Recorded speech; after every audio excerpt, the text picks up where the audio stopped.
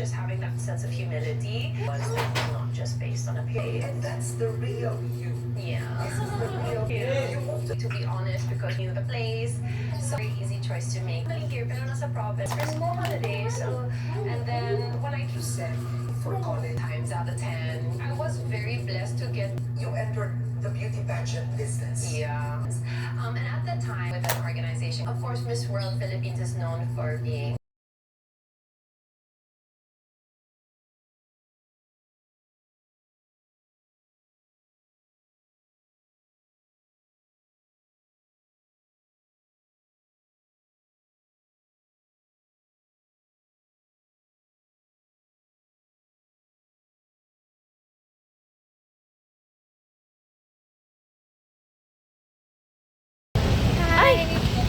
Super skinny naman ng girl na to.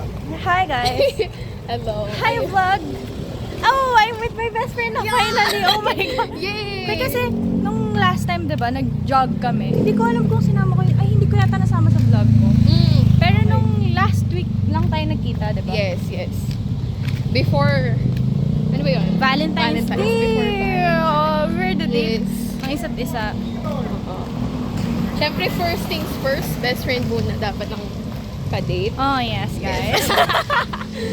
Yun. Yeah. Guys, alam nyo ba dumating siya sa bahay namin ng...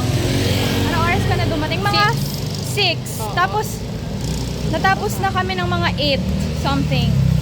Yes, really 9 na nga. 9 na! Oh my God! And kulang pa rin yung time na yun. So, we need more time. Yes. Ayan. Oh my God. And mag-ice cream kami! Yippee! Yay! Okay. We're gonna go get ice cream. Kasi deserve natin yun after nating mag-iyakan. Hello guys, grabe talaga. Naiyak lang ako. Hindi, like, mamaya, I'll kwento.